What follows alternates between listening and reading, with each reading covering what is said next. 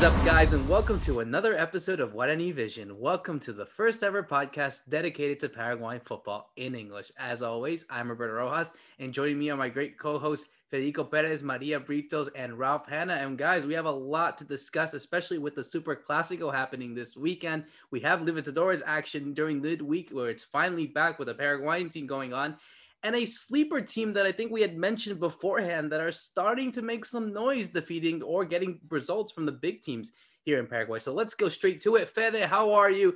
You know, I feel like I've never seen you with long sleeve shirts ever, because I feel like it's never cold there. But how are you, man? I'm good, Roberto. Hope everyone had a good week. Big win for Guarani, right? In Libertadores, just to start it off, the first game of the competition was big for them. Libertad no longer perfect. Like you said, we're probably going to talk a lot about Guaireña, what they've done not only this year in 2021, but what they've already done against the big teams in 2020. And obviously the Superclasico in Paraguay, always a special game, but it comes with a lot of mystery also because of COVID cases. So coaches will have to probably wait until that last results, those test results that will come. I think even the night before the big match, just to see who they can actually count on for the showdown that will go in Olympia Stadium. So much to talk about today. Definitely. And, I'll go to Maria on this one. It's always special to talk about the Superclasico. It's the biggest game that happens in Paraguayan club football. But even with all these cases of, players missing out, and, as you said, this probably is going to go all the way to game time as to see who is going to play. A Superclasico is a Superclasico, and it's going to be heated. Oh, definitely. Hey, guys, how's it going? Another week and a super special weekend coming up.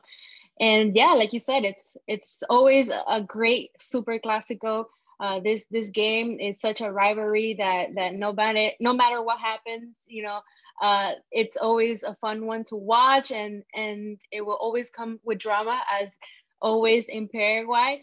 But yeah, I think there's a different case this time around because of all the COVID cases that are happening. I believe the last time around there wasn't as many COVID cases. I don't believe we talked about any players coming out because of that.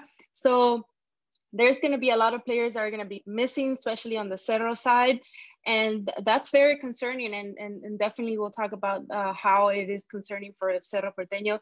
And Olympia looking a little bit better, not as many cases as Cerro, but definitely still some important and key players that will be missing out.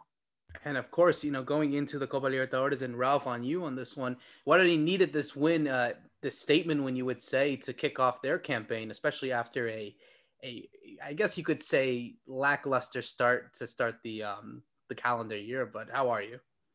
Sure. Yeah. Good. Thank you. Hi, guys. Hi, everybody watching, listening.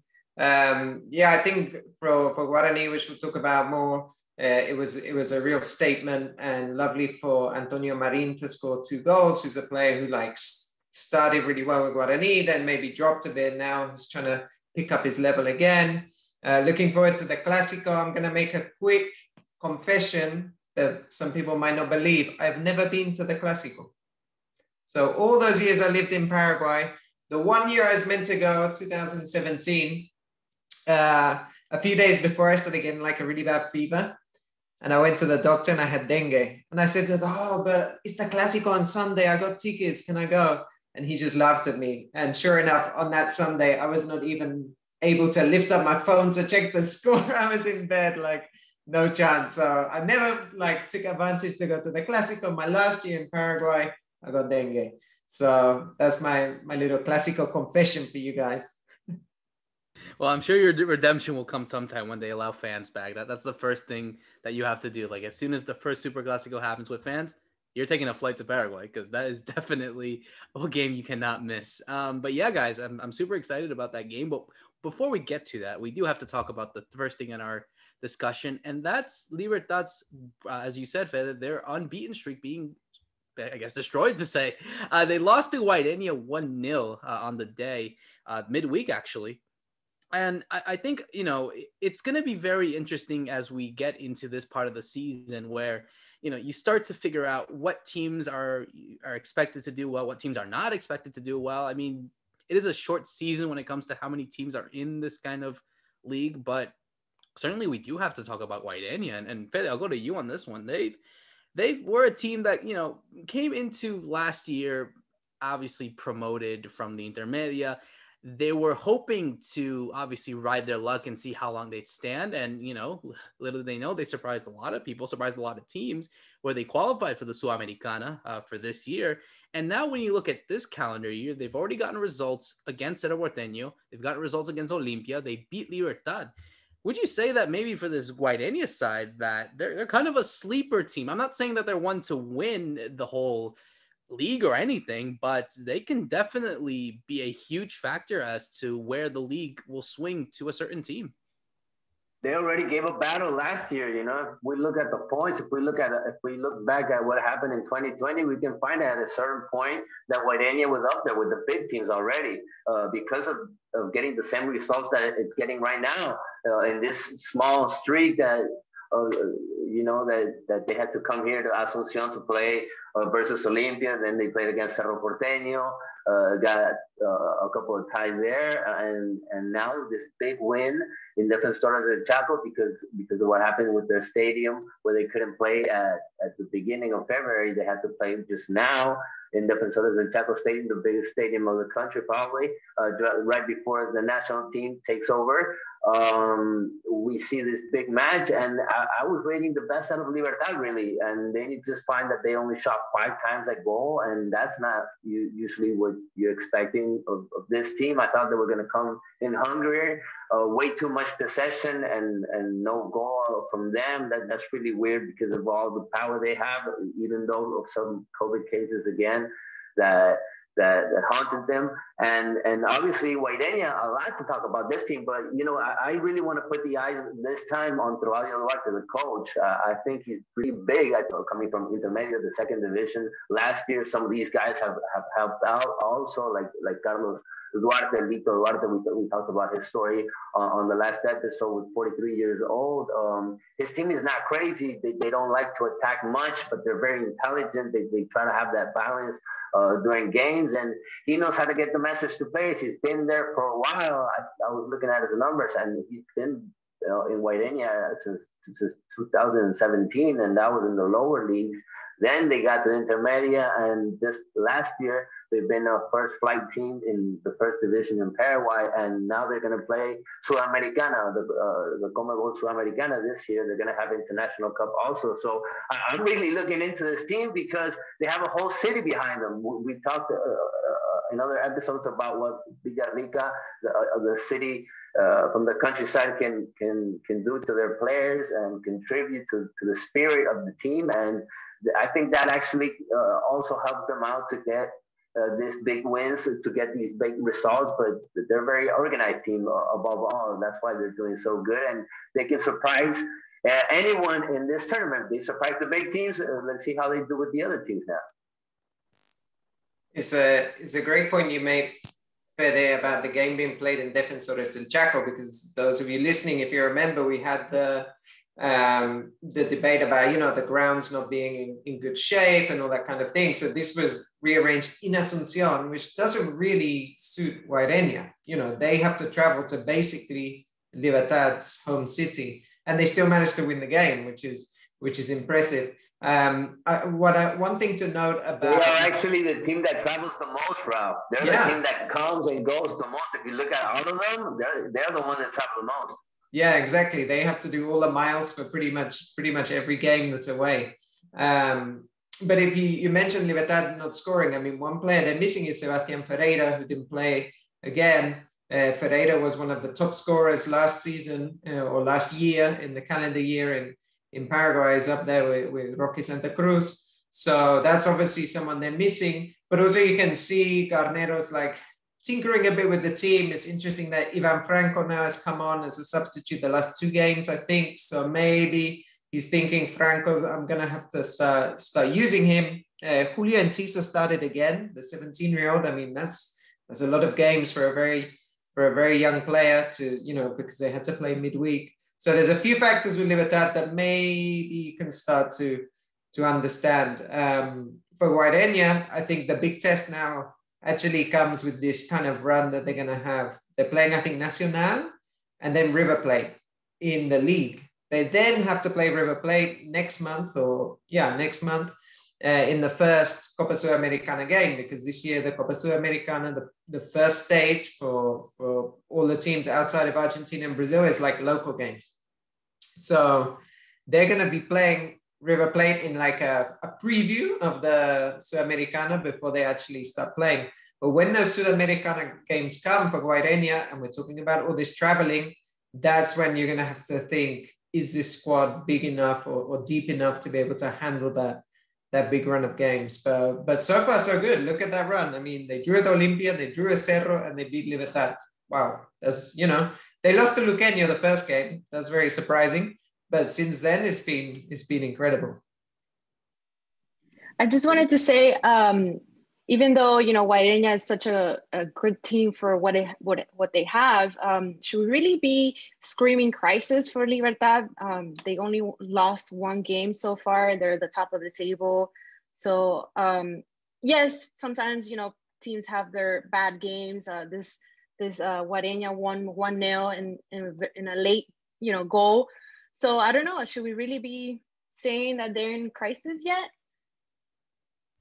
I don't think so. I mean, I generally think that, one loss, I mean, you look at all the great teams, they all eventually have to fall down, and then they all start to say, oh, crisis. But no, I think given Libertad's case, they kind of need that kind of cold water in them to say, okay, maybe we're not as good as we think we are. So they need to obviously improve on all aspects and understand that if they are going to slip up in these games where hypothetically they need to win and they can win because of how much of a difference in resources they have, it would make sense for them to bounce back and say, no, we want to stamp our authority and we want to beat all the teams. Doesn't matter if it is a Guaireña or an Olimpia or Cedro or whatever. So I think that's the case, especially now because they have the Libertadores, their matchup in the next few weeks as well. I think it's March 10th, if I'm not mistaken. So they got to prepare for that. It's too early. Right, but you still have to have the depth ready. You still have to have like an idea, I guess. And I think the thing is with Garnero, it's like what you're going to get with him. So it's almost as if maybe this is just a one-time thing, basically. There you said something important, Roberto. Back in Olimpia, back in Guarani, Garnero used and loved to always repeat the same starting 11. He's not going to be able to do that most of the time, maybe here in Libertad, especially on this semester with all the COVID cases. I mean, he's going to have trouble with that, but he's supposed to have that depth, right? He's supposed to have all these tremendous players available that Cartes brought and Libertad brought to make this squad big and ready for the Apertura and Libertadores. Yeah, I agree with Maria. It's definitely not a crisis, but it's like a reality check. And similar to what Fede and Roberto, you're thinking, I think, what I'm starting to think is he always fell down in the Libertadores, Garnero. Like he always struggled. And now he plays his first midweek game coming just after a weekend game and they lose, which is, that similar issue, right? Of the games coming thick and fast. But I agree with you, Maria. It's not crisis time. It's just like a reality check. They're still top. They're still top by 2 points. And they're still, I think, the strongest squad that you have. And this weekend anyway, with the Superclasico, you're going to have or Olimpia or Cerro dropping points, or maybe both if they draw. So I think that they're still in a very strong position.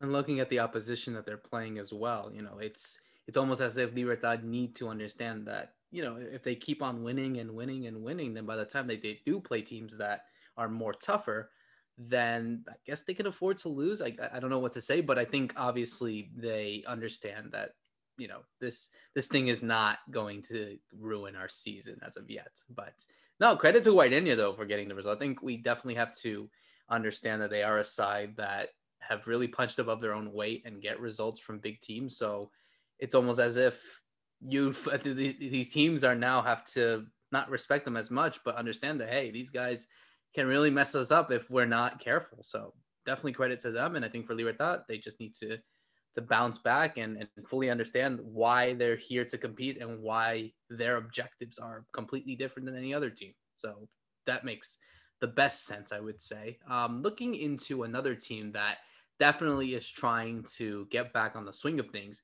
That's Guarani. We had talked about in our last episode how Guarani needed to bounce back after losing to Olimpia 3-0 last weekend. They were playing in the Copa Libertadores. They had to travel to Bolivia to take on Royal Pari and got a convincing win all the way in Santa Cruz de la Sierra, 4-1 on the night. We saw goals from Antonio Marin, a brace, you would say, from Antonio Marin, goals from Jose Florentin, and Federico Fernandez, el queso, as they like to say over there in Paraguay. Ralph, I mean, I think Guarani were always going to be favorites, I think, in this tie, just in terms of the quality that the team has. This was Royal Pari's first appearance in the Copa Libertadores, and they got a huge reality check. But I think it's safe to say that they should be fine for the next game next week in Paraguay. And, you know, they have to really now focus on their winner, their next opponent, which, if all goes well, they will take on Atlético Nacional at the beginning of March. Always dangerous, though. Always dangerous to be thinking one game ahead. They still, still have to get through it. But it would be very strange if they gave up a 3-goal lead at home to that Royal Paris side. I mean, a reminder that Bolivian football is in a huge crisis since it, maybe even before the pandemic, with the Bolivian FA and with lots of issues with presidents leaving of the federation, that kind of thing, and the pandemic just made that harder. So their league hasn't started yet, as far as I'm aware. So I don't even know Real Paris, what kind of preparation they would have had for this match. But then for Guarani, you go in as favorites, and what do? You steamroller the team in the first half, 3-0 up. That's brilliant. And, they conceded a goal, but then they added one with the substitute, Fernandez. He came on as a substitute for Bobadilla, I think. So that's showing some of that depth they have up front.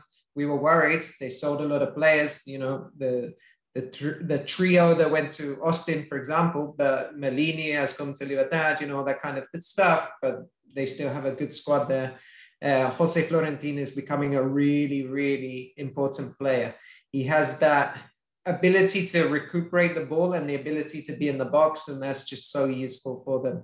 And he's becoming a key part, especially with Morel. Morel hasn't been playing as much, so then you have Florentin doing so much work in midfield, and he's been excellent. And then just a quick note for Antonio Marin. I remember when he came through the youth teams in Guarani.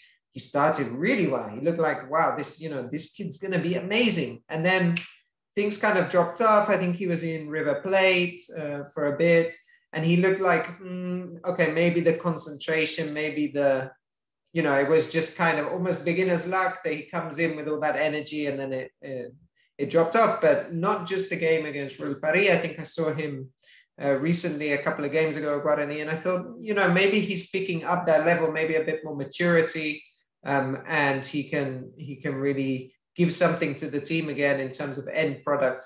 And it could be, that help he's getting from Costas, who's of course a very experienced coach. But all around, good for Guarani, and Fernandez gets his 9th Libertadores goals. He's 2 off the record for Guarani. The top scorer historical top scorer has 11 back from the 1960s.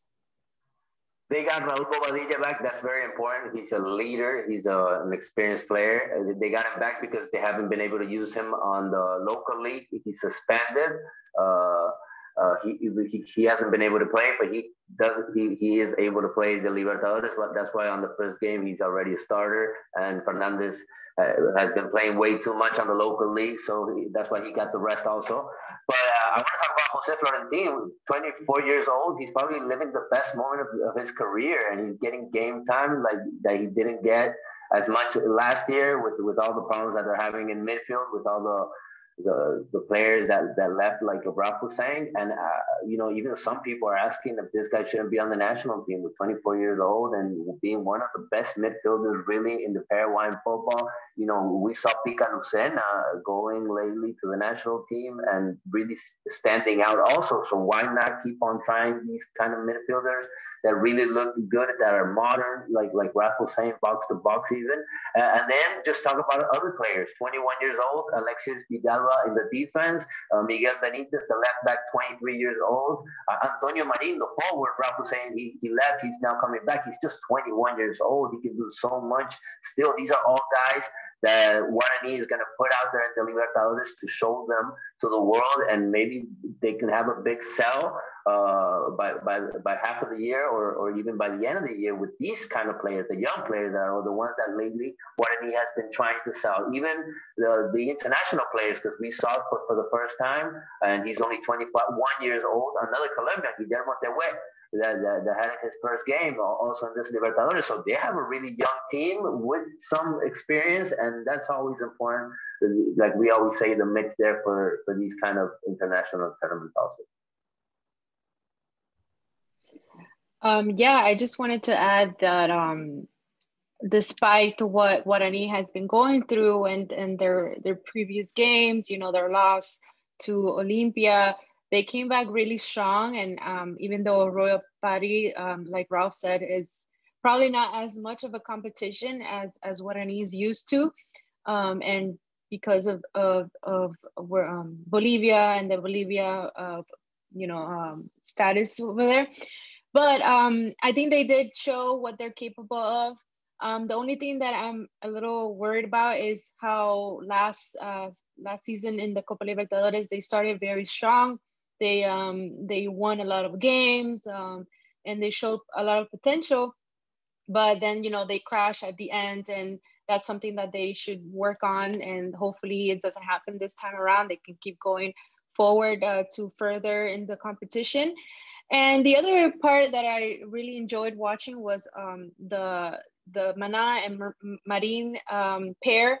It seemed to really work for the team, and they had, I believe, one of the goals for Marin was Mana's assist. So that was a really good play that they did, and it looks like they trained for it. So it looks like it works. And yeah, just other than Florentin, who played fantastic, I really like that pair. So I look forward to seeing Guarani, and even though it was the first game of the competition, it seems like a great one.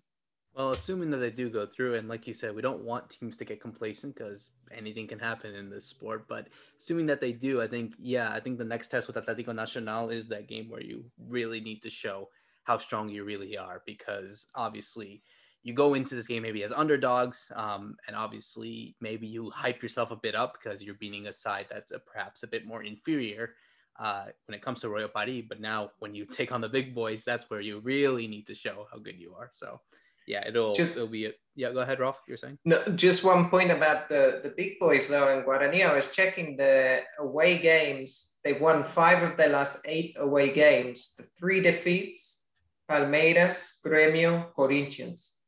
So that's pretty good. I mean, except for the real top Brazilian teams, they've managed to get those wins away. So let's hope they can do that against Atlético Nacional, assuming they get through. And they've been strong. Guarani made history last year. They were the first team in Libertadores history to make it from the first round to the group stage and then get out of group stage. That's something no team had ever done before in Libertadores story. So this team knows what it's doing. I was about to say, yeah, and they've eliminated big boys like Corinthians like this time last year when they were in the second stage. Now it kind of feels like deja vu taking on another big boy in Atlético Nacional. So like you said, I think they have the experience. They've done this before. They still have the same manager who knows how to play these type of games. So it could go into their favor now heading into the later stages. So we just have to wait and see if lightning can strike twice again this year. So we'll move on to our final segment, guys. And I think it's the one that everyone's going to be talking about. It's the Superclasico. We have the Superclasico on Sunday, Fed had mentioned, at Olympia Stadium. But a different Superclasico this time. I think obviously, it's going to be weird not to see fans again yet in the stadiums. It's still not confirmed as of yet as to when they'll come back. But again, a Superclasico is a Superclasico regardless of fans or not. But there have been 2 sides that have been, you would say, crippled by COVID cases. We even saw the news of the referees being changed because they got COVID as well. We also saw social media changes, social media messages as well from Cerro Porteño, ni un paso atrás, which kind of goes, don't step behind. So I think it's going to be a really interesting game. And Maria, I'll go to you on this one. How do you view the Superclasico, given that I think it's really tight, honestly. I think looking at both the cases of both the teams, they've stumbled already. They've gotten wins. They've kind of been at the same stage. And of course, I think Cerro want to get that kind of revenge after being eliminated in the playoffs last December, where Olimpia ended up winning the Clausura. Yeah, I think you said it right. They're very their results lately have been very similar, and with all this COVID situation, it's kind of hard. Like I said earlier, it's going to be a tough super classico.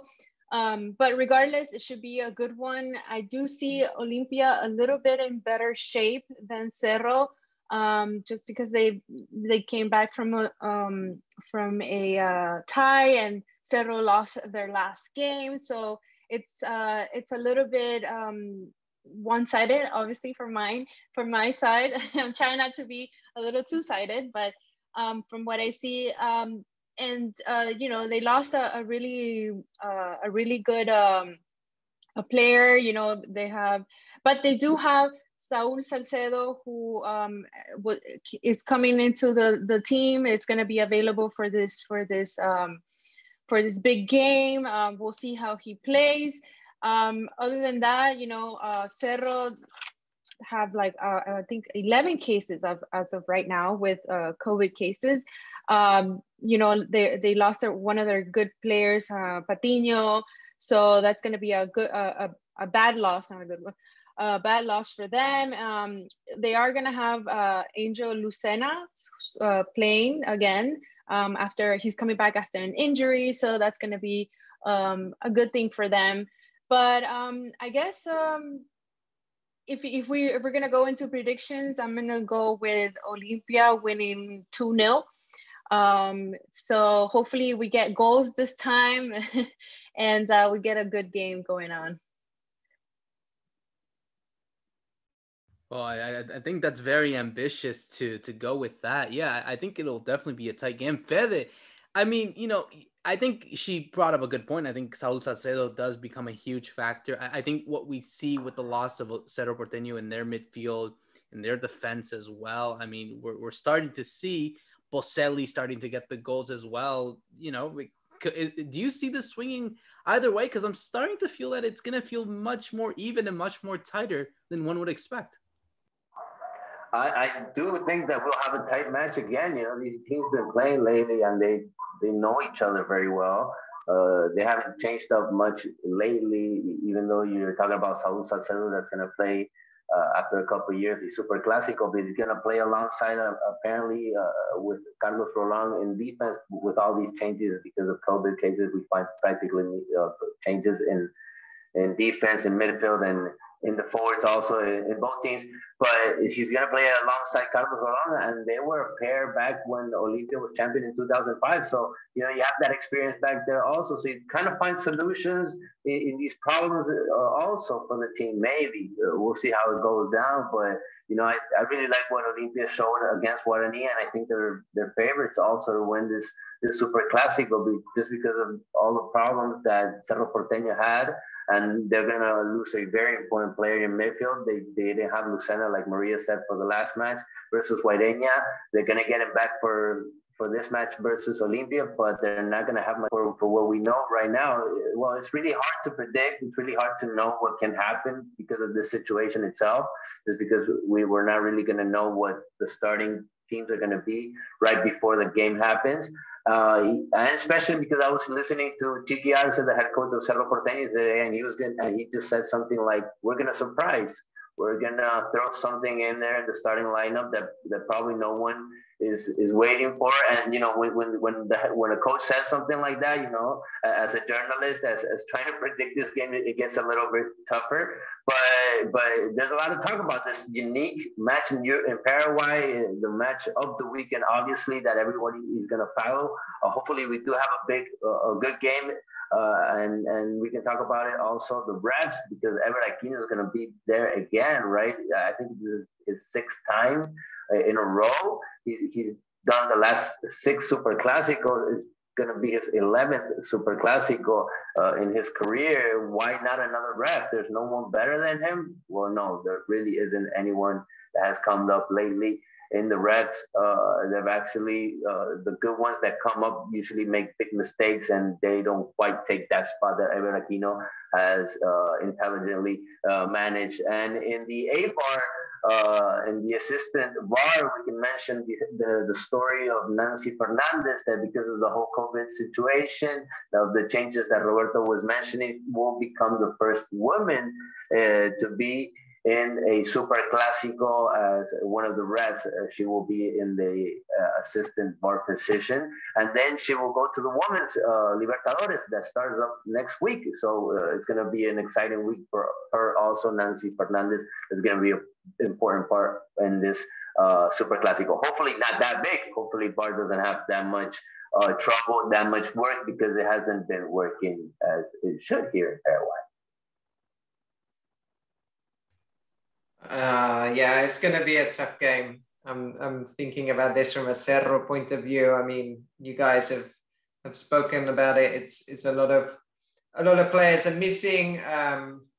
Even as well, there's, some people are saying, well, tomorrow the final tests come, and if some of those tests are negative, then actually you could play on Sunday. But I'm pretty sure because of the protocols, they haven't been able to train. So, you might be able to come in, but you haven't done any training. And someone like Chiquiase, who's so detailed and, so tactical, I don't know if he wants to risk someone that hasn't been there for the last, say, 48 hours before the game.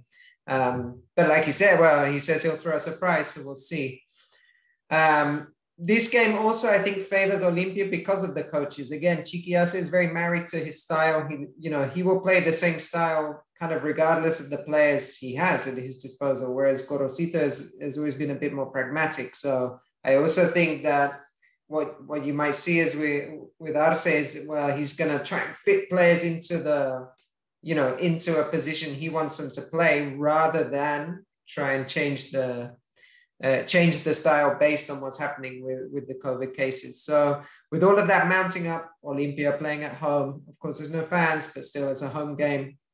I think the balance of favor is with Olimpia. So reluctantly, I'm going to say, because, you guys know I'm a Cerro fan, but reluctantly, I'll say I think Olimpia will win 1-0 in like one of those tight games. Cerro probably don't have enough flair or attacking power, so they're going to try and sit and organize a game, which they can do well, but they won't be able to hold out, and we'll have a 1-0. So that's my call for the big game on Sunday. Is it unanimous, Roberto? Is it unanimous? Well, I think it's time to understand that. Yes, I think the Cedro side is just being too tackled right now. They came at the worst time to get all these cases. Ralph, you did bring up a good point. Why would Chiqui risk having players that have lost form in 48 hours to play such an important game? It wouldn't make any sense. But I do see it as one of those tight games. I don't think, as always, Superclásicos always tend to be tight. And I'm going to edge it there as well. I think Olimpia do end up getting the 3 points there and winning the Superclásico for the second straight time. So the trend didn't work. So the whole ni un paso atrás, not a step back. Everybody sending Twitter, everybody on social media sending pictures, showing themselves available for Chiquiase so they can use them. Ex-players, fans all around Paraguay. That's not going to be enough, Roberto.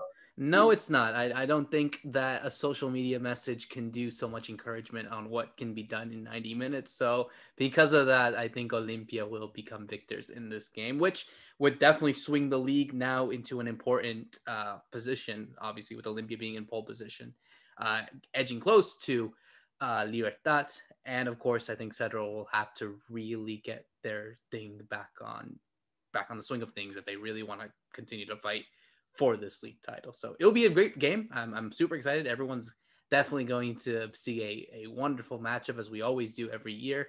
And hopefully, as you said, Fede, that the VAR isn't as bad as it has been used to, because it can be. Yeah, there you go. It's a nightmare. Trust me, it is a nightmare seeing some of those calls. But that makes fun. That makes all of the drama that we see in these type of games. But this is VAR without any fans in the stadium. I can't imagine what it would be like, because the VAR in Paraguay, they always send the referee to go make the decision. You know, that it's not, we're gonna not make it for you. Could you imagine if this was a real Clásico full of fans, and like he's at the screen and all the fans are like shouting at you from Platea or wherever it would be, Preferencia? No, that would be crazy. So the fact that they're making mistakes now is a bit worrying, thinking of what could be happening in 6 months' time or in a year, you know, and those fans are there. I wanted to quickly mention one more thing about the Clásico. I tweeted something today that it's actually 10 years since Pablo Ceballos scored the winner for Olimpia against Cerro in the Clásico, and what was, a lot of people were commenting on Twitter to me that they remember, and I remember it too, as like the most heated Clásico in pretty much in modern history, because he had just gone from Cerro. He had been really good at Cerro the year before. He went to Olimpia. This was the first Clásico since he'd moved. He scores a goal, and this is, of course, a packed stadium, and he celebrates. And, you know, people thought, no, maybe he won't celebrate against his old club, and oh boy, he did. And Olimpia had this president at the time, a guy called Marcelo Recanate, who was famous for making like these huge statements, and also like often very vulgar statements to the press and to his opponents, everything. So the whole atmosphere was very tense. I mean, I remember I was actually watching the game in Pedro Juan Caballero outside of Asunción, but, you know, across the whole country in Paraguay, that was a huge Clásico moment. And it was exactly 10 years ago today that we're filming. So there you go, a bit of history. Maybe that kind of history gives some luck to Olimpia this time around. So it will be definitely a fantastic game to watch. So guys, again, another great episode as always. As always, of course, you can listen to us on YouTube. You can like, subscribe, provide any comments, even if they're hateful. I mean, we'll accept it. We'll just have to tolerate them nevertheless. But listen to us on Spotify, Apple Podcasts. Feel free to give us even a review as well. That would be greatly appreciated. And of course, I hope that you have enjoyed your knowledge of Paraguayan football in English, which has always been the objective of the show. So, as always, thank you again for listening. For myself, Roberto Rojas, Fede Perez, Maria Britos, and Ralph Hanna, thank you so much for listening. See you soon.